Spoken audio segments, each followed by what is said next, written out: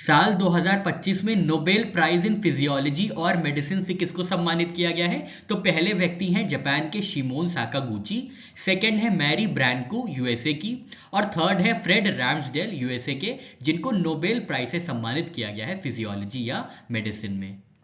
तो हमने देखा तीन व्यक्ति को मिला है नोबेल प्राइज इन फिजियोलॉजी या मेडिसिन। पहले व्यक्ति हैं शिमोन साकागुची जो कि जापान से आते हैं, याद रखिएगा नाम, शिमोन साकागुची जो कि जापान से आते हैं। इनको किस चीज के लिए सम्मान किया गया है? तो इनको डिस्कवरी इन्होंने की है रेगुलेटरी टी सेल्स की, जिसके लिए इनको सम्मानित किया गया है। रेगुलेटरी टी सेल्स क्या होते हैं? ये स्पेशल टी सेल्स होते हैं जिसकी वजह से जो कि प्रिवेंट करते हैं ऑटो इम्यून रिएक्शंस बॉडी में, ठीक है। तो ट्रेग्स को बोला जाता है, रेगुलेटरी टी सेल्स को ट्रेग्स भी बोला जाता है। तो आपको याद रखना है रेगुलेटरी टी सेल्स या ट्रेक्स की डिस्कवरी के लिए शिमोन साकागुची जी को, जो कि जापान से आते हैं, इनको नोबेल प्राइज से सम्मानित किया गया है फिजियोलॉजी या मेडिसिन में। बाकी दो व्यक्ति हैं मैरी ब्रैनको और फ्रेड रैम्सडेल, ये दोनों ही यूएसए से आते हैं। इन्होंने क्या आइडेंटिफाई किया है? इन्होंने म्यूटेशन को आइडेंटिफाई किया है किस जीन में? FOXP3 जीन में, जिसकी वजह से आइपेक्स सिंड्रोम हो जाता है, ठीक है। तो आइपेक्स सिंड्रोम कैसे होता है? FOXP3 जीन के म्यूटेशन की वजह से, और इस म्यूटेशन को आइडेंटिफाई किया है मैरी ब्रूनको और फ्रेड्स रैम्सडेल ने, जिसकी वजह से इनको नोबेल प्राइज इन फिजियोलॉजी या मेडिसिन से सम्मानित किया गया है। इंडियन रेलवेज द्वारा 3 नई डोर टू डोर सर्विस कौन सी लॉन्च हुई है? तो 3 नई डोर टू डोर सर्विस है। पहली सर्विस है अश्योर्ड ट्रांजिट कंटेनर सर्विस, जो कि दिल्ली से कोलकाता के बीच में होगी।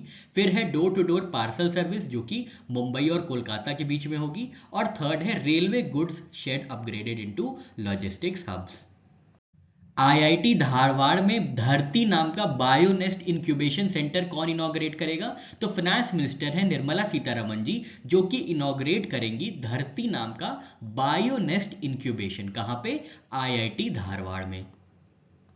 आईआईटी धारवाड़ में स्टैब्लिश किया जाएगा धरती नाम का बायोनेस्ट इंक्यूबेशन सेंटर, जिसको इनॉग्रेट किया जाएगा फाइनेंस मिनिस्टर निर्मला सीतारमण जी द्वारा। इसका ऑब्जेक्टिव क्या होगा? तो ये बायोटेक्नोलॉजी रिलेटेड स्टार्टअप्स को एम्पावर किया जाएगा, डीप टेक और हेल्थ केयर मॉनिटरिंग की जाएगी, मेंटरिंग की जाएगी, लैब इंफ्रास्ट्रक्चर और फंडिंग भी प्रोवाइड की जाएगी। धरती बायोनेस्ट की बात करें तो ये डेडिकेटेड इंक्यूबेशन सेंटर है धरती फाउंडेशन के अंदर एट आईआईटी धारवाड़, जो कि पार्ट है बायोनेस्ट प्रोग्राम का बाय बिराक, ठीक है। तो ये आपको याद रखना है। National Highways Authority of India ने 100% म्यूनिसिपल वेस्ट को हाईवे कंस्ट्रक्शन में यूज करने के लिए कब तक का प्लान किया है? तो साल 2027 तक जो है National Highways Authority of India 100% municipal waste का इस्तेमाल करेगा हाईवेज के कंस्ट्रक्शन में, जैसे बायोबाइटुमेन लाइव स्टॉक वेस्ट से यूज किया जाएगा हाईवे कंस्ट्रक्शन में। अक्टूबर 2025 तक जल जीवन मिशन के अंदर कितने परसेंटेज आ गए हैं रूरल हाउस होल्ड्स के? तो अराउंड 80% रूरल हाउस होल्ड्स हैं जो कि जल जीवन मिशन के अंतर्गत आते हैं अक्टूबर 2025 तक। जल जीवन मिशन ने लगभग कवर कर लिया है 80% rural homes with tap water, ठीक है। तो टैप वाटर या नल का पानी जो है कवर करेगा अब 80% रूरल हाउस होल्ड्स को जल जीवन मिशन के अंतर्गत। जल जीवन मिशन की शुरुआत हुई थी अगस्त 2019 में। लगभग 15 crore rural households, that is more than 80% ऑफ रूरल हाउस होम्स जो है वो कवर किए गए हैं जल जीवन मिशन के अंदर। इसके लिए वाटर सप्लाई टारगेट क्या है? तो 55 लीटर पर person per day of safe drinking water, ये जल जीवन मिशन का एक वाटर सप्लाई टारगेट है। एशियन एक्वेटिक चैंपियनशिप का 11वां संस्करण कहां पे और कब खेला गया था? तो ये खेला गया था अहमदाबाद गुजरात में 28 सितंबर से 11 अक्टूबर 2025 के बीच में। 11वां संस्करण एशिया एक्वेटिक चैंपियनशिप का कहां पे? अहमदाबाद गुजरात में। 11वां संस्करण 11th addition Asian aquatic championship का आयोजित किया गया था अहमदाबाद गुजरात में, वीर सावरकर स्पोर्ट्स कॉम्प्लेक्स अहमदाबाद में। कब से कब तक? 28 सितंबर से 11 अक्टूबर 2025 तक ये ऑर्गेनाइज किया गया था। किसके द्वारा ऑर्गेनाइज किया गया था? Swimming federation of India and government of Gujarat के बीच में, ठीक है। ये ऑर्गेनाइजर्स थे। कितने डिसिप्लिन और इवेंट्स थे? तो स्विमिंग थी, आर्टिस्टिक स्विमिंग थी, डाइविंग थी और वाटर पोलो मिला के टोटल 65 इवेंट्स थे। इंडिया के रैंक की बात करें और मेडल्स की बात करें तो इंडिया का जो स्थान है वो 11वां स्थान था, 11th प्लेस थी विद टोटल 13 मेडल्स, जिसमें से 4 सिल्वर हैं और 9 ब्रोंज हैं, ठीक है। तो ये आप याद रखिएगा कितने सिल्वर कितने ब्रोंज।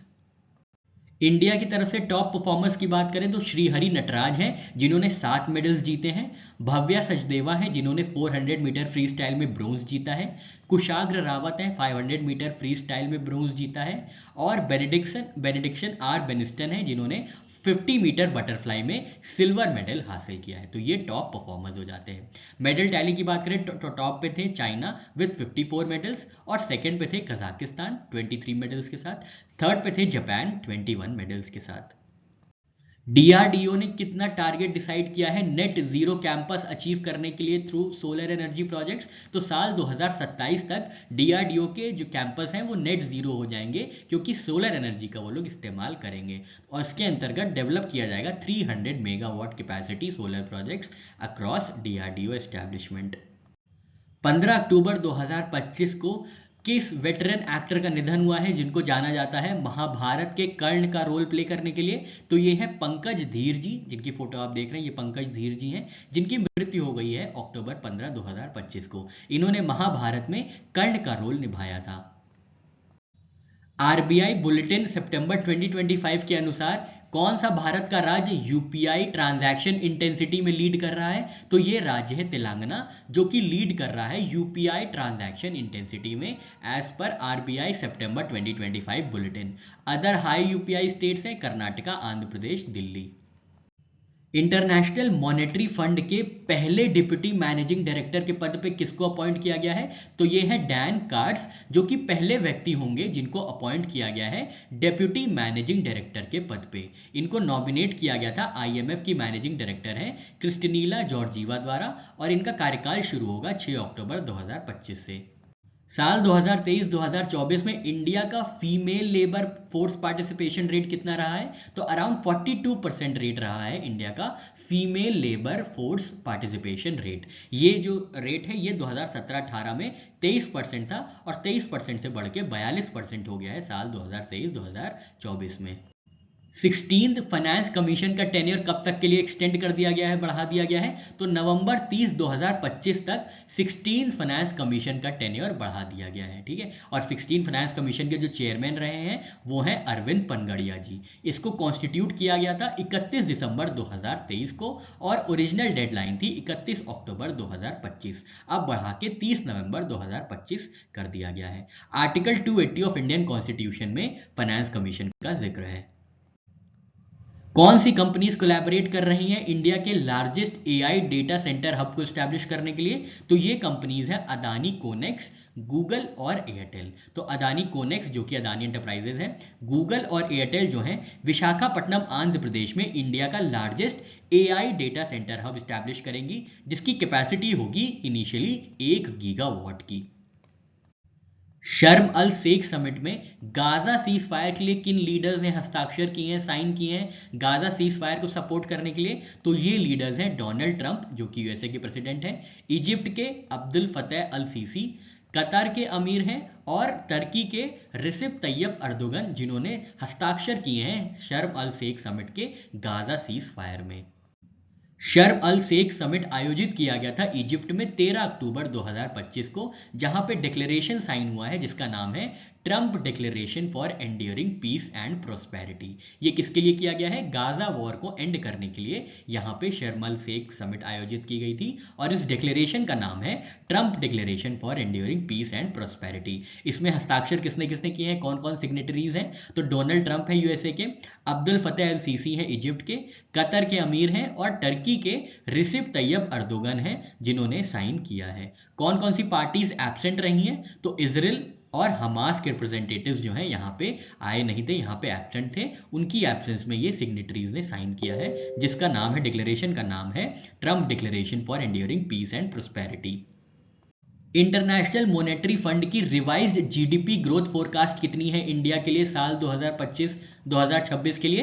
तो ये है 6.6%। ठीक है, तो इंडिया की जीडीपी ग्रोथ फोरकास्ट जो है साल 2025-2026 के लिए वो है 6.6%, और 2026-2027 के लिए है 6.2%। दुनिया की पहली multi sensor earth observation satellite launch करने वाले प्लान का क्या नाम है? इसका नाम है मिशन दृष्टि, जिसको लॉन्च किया जाएगा 2026 में। तो गैलेक्साई लॉन्च करेगा दुनिया का पहला multi sensor earth observation satellite 2026 में, जिसका नाम होगा मिशन दृष्टि। गैलेक्स आई जो कि स्टार्टअप है वो लॉन्च करेगा वर्ल्ड की पहली multi sensor earth observation satellite 2026 में मिशन दृष्टि के अंतर्गत। याद रखिएगा स्टार्टअप का नाम है गैलेक्स आई और मिशन का नाम है मिशन दृष्टि। सैटेलाइट टाइप हमने देखी multi sensor earth observation satellite. कौन कौन सी टेक्नोलॉजीज यूज होंगी, तो synthetic aperture radar plus optical payload का इस्तेमाल किया जाएगा। रेजोल्यूशन जिसका होगा 1.5 मीटर्स। लॉन्च टाइमलाइन होगी first quarter of 2026। Key features क्या होंगे, तो डे एंड नाइट इमेजिंग होगी, all weather capability, highest resolution imaging sensor developed privately in India. तो प्राइवेट सेक्टर द्वारा पहली highest resolution imaging sensor develop की गई है इस सैटेलाइट के अंदर और इस मिशन के अंदर। 2025 में बिलियनेयर क्लब ज्वाइन करने वाले पहले बॉलीवुड एक्टर कौन बन गए हैं, तो शाहरुख खान जी हैं जो कि बिलियनेयर क्लब ज्वाइन करने वाले पहले बॉलीवुड एक्टर बने हैं और इनकी नेटवर्थ है 12,490 करोड़ की, जिसकी वजह से ये पहले बॉलीवुड एक्टर हैं जिन्होंने क्रॉस किया है बिलियनेयर थ्रेशहोल्ड। गीटेक्स ग्लोबल का 45वां संस्करण 45th एडिशन कहां पे आयोजित किया गया था, तो ये अक्टूबर 13 से अक्टूबर 17 2025 के बीच में दुबई यूएई में आयोजित किया गया था। 45th गीटेक्स ग्लोबल, याद रखिएगा गीटेक्स ग्लोबल 45th एडिशन आयोजित किया गया था यूएई में। Mother to child transmission of HIV, hepatitis B और सिफिलिस को एलिमिनेट करने वाली दुनिया की पहली कौन सी कंट्री बनी है, तो ये कंट्री है मालदीव्स, जिन्होंने एलिमिनेट किया है mother to child transmission of HIV, hepatitis B और सिफिलिस। तो आपको ये तीन नाम याद रखने हैं कौन कौन सा ट्रांसमिशन एलिमिनेट कर दिया गया है मालदीव्स द्वारा। अक्टूबर 2025 में मिनिस्ट्री ऑफ माइंस ने कौन से एक मिनरल को रिक्लासिफाई किया है एज मेजर मिनरल, तो ये मिनरल है लाइमस्टोन, जो कि पहले माइनर मिनरल था, अब उसको रिक्लासिफाई किया गया है as major mineral by ministry of mines under MMDR act of 1957। अक्टूबर 2025 में एम्प्लॉयमेंट और गिग वर्किंग को इंप्रूव करने के लिए, एनहांस करने के लिए ministry of labour and employment ने किसके साथ पार्टनरशिप की है, तो ये कंपनी है जोमेटो, जिसके साथ ministry of labour and employment ने पार्टनरशिप की है एम्प्लॉयमेंट और गिग वर्क को बूस्ट करने के लिए।